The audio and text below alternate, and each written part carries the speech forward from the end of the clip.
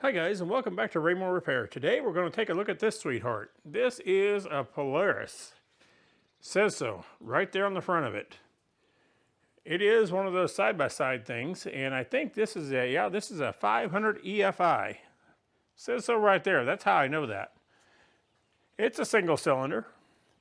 It is a CVT drive like all these things are, or most all of them are, except for the Hondas and what have you. And this one runs like poo. It just does not run good at all. So we're going to take a look at it and try to figure out why it's not running well.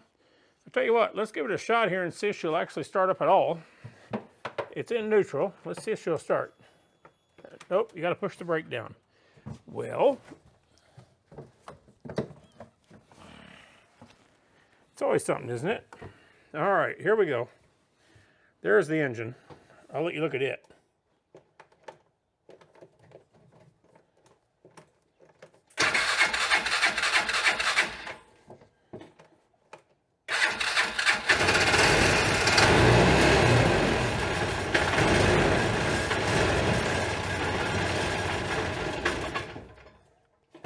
That's kind of what it does. It runs just like that. And if you try to get this thing to move, it runs even worse. So I think we're going to start off by checking the fuel pressure on this thing and see what we got going on there.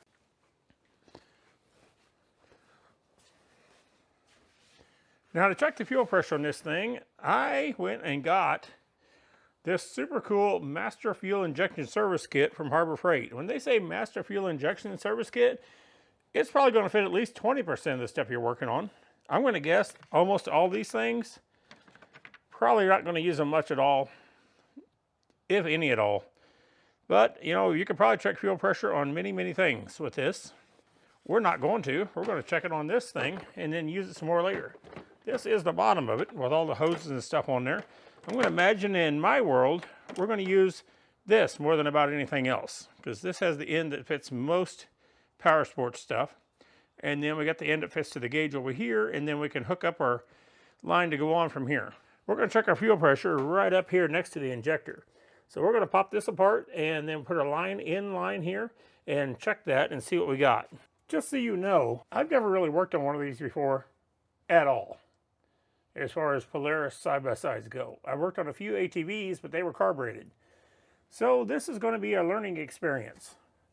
So if you're going to leave comments, please do so, and I am more than happy to listen, read, and take a heed of your advice if you worked on these more than I have, because if you worked on them at all, buddy, you are way ahead of me. So that's the precursor here. We will figure out what's wrong with this, but it may not be in the order that you really should look. I'm going for fuel pressure first because I just got a feeling about it. So I'm not sure how to get these lines apart. I think this will pop up. I think. Yep, looks like it's got a couple little tabs there that push down. Now we'll rotate that back around. That should be out enough to come out. Oh, look at that. Smells like gas. Well, as much as gas smells like gas. Ever since I had the Rona, I don't really smell gas very good. How does this work? It's a squeezy one. All right, now we'll hook up our gauge to that. Not very much. We're just under 20 pounds, and there's no way this is supposed to run that low fuel pressure. All right, this is a Honda gauge attached to the same setup, and we'll see if it works. And it doesn't either. I'm going to guess it's something to do with the connector here. Yeah, it's not pushing that in because it's got pressure. We don't have much. I am 100% sure this thing needs a fuel pump, but I don't want to just guess at it. Yeah, it's super low. What do you say we pull the fuel pump out of this thing and see what we got? I think that sounds like a wonderfully fun idea. Let me get you set up somehow where we can both see this. These things are terrible to work on. I don't have the tool that goes around this, but I'm sure I got a big pair of pliers or something. We'll get it off there and we'll take a look in there and see. But I'm betting whatever's in here is not going to be very pretty.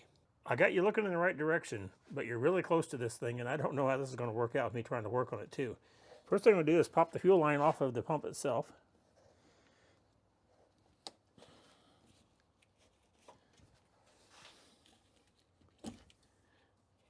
That'll do that. And then we got a connector here, and it looks like you just pick up on that and pull it apart. Oh, look at that. And this line's pretty much useless. So we'll get that out of the way. Set those down out of the way. Make sure that doesn't get on anything that's just going to completely fill it up with dirt. It'll probably quit leaking fuel here in a minute. All right, I'm going to get something big enough to grab a hold of this. I don't know if I'm going to take the side off or exactly what we're going to do. But let me see what I got to get a hold of that. Turns out I had some channel locks, or what my dad used to call Deutz water pump pliers, because his Deutzes didn't have water pumps, so in case you didn't know that. Oh, look at that. Goodness, that went way easier than I thought it would. I guess it's coming loose. I took this thing to the car wash and washed it off for about, whatever $15 buys in time at the car wash, about 30 minutes.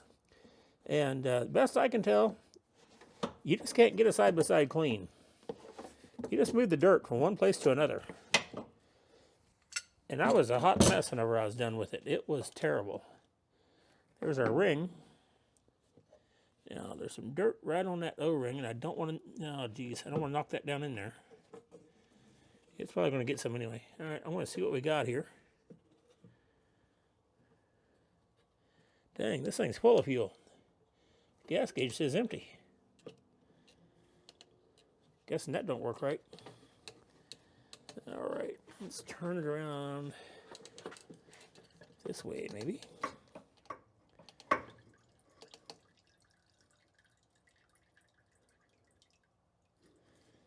Then our fuel level, Floatmeister there. He does go up and down.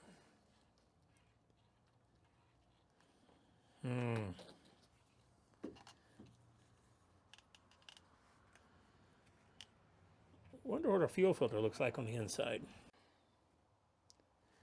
Now I'm going to seal this tank up by just laying a Ziploc bag over this thing and then starting this ring back down over here a little bit.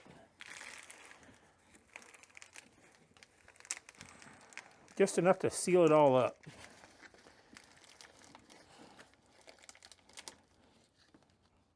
I think that'll do it. Alrighty, we got us our brand new fuel pump. Let's put that baby in and see if it works. Grab a brand spanking new fuel pump. Set it down in here.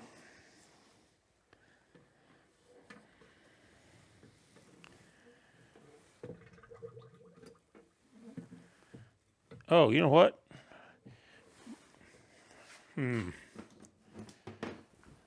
We didn't put this on. Let's see if we can squeeze it over the top of this thing.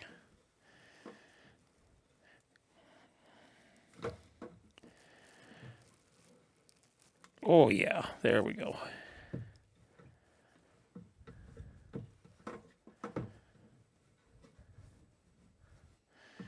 Let's see. How do we index this thing? Which way is our thingy going? Oh, yep, I think this way is right.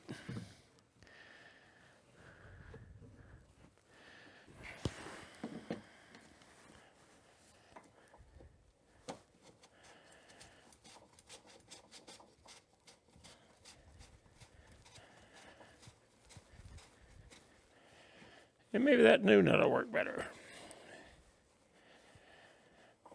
That mark right there, so I'm trying to keep forward. Hopefully that's the right thing to do. Don't really reckon as I know. Been too long since I took the old one out.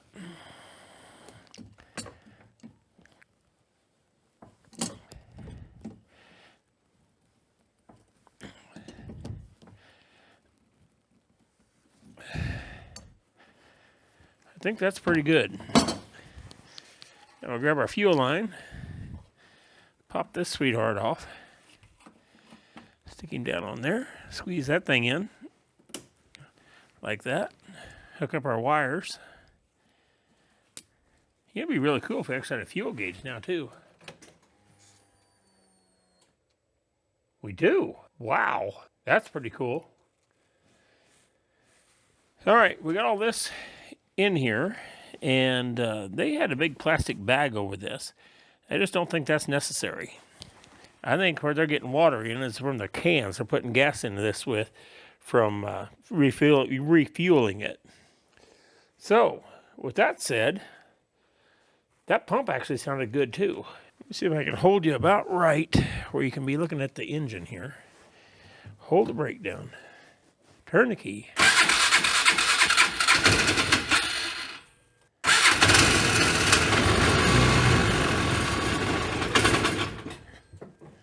Well,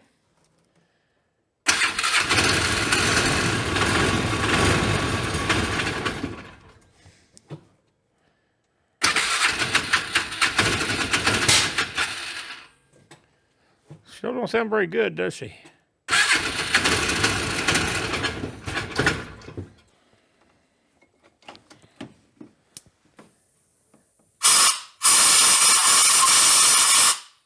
See if we can get this baby to come loose. Yep, not too bad. Not looking very healthy, that's for sure. Alrighty, we got a new spark plug put in this sweetheart. And I'm sorry I forgot to turn the camera back on, but it's pretty much like putting a spark plug in. And it still ran like poo. So, I got to looking around, and I found some suspicious wires on this thing. And let me show you those real quick. Anyway, right down in there, can't really see them.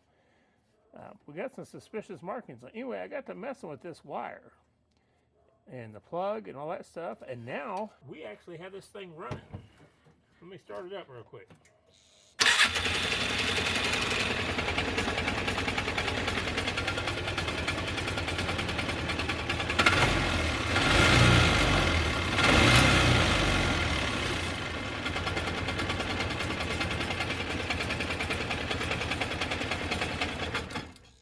Anyway, we got a connection issue back at these wires.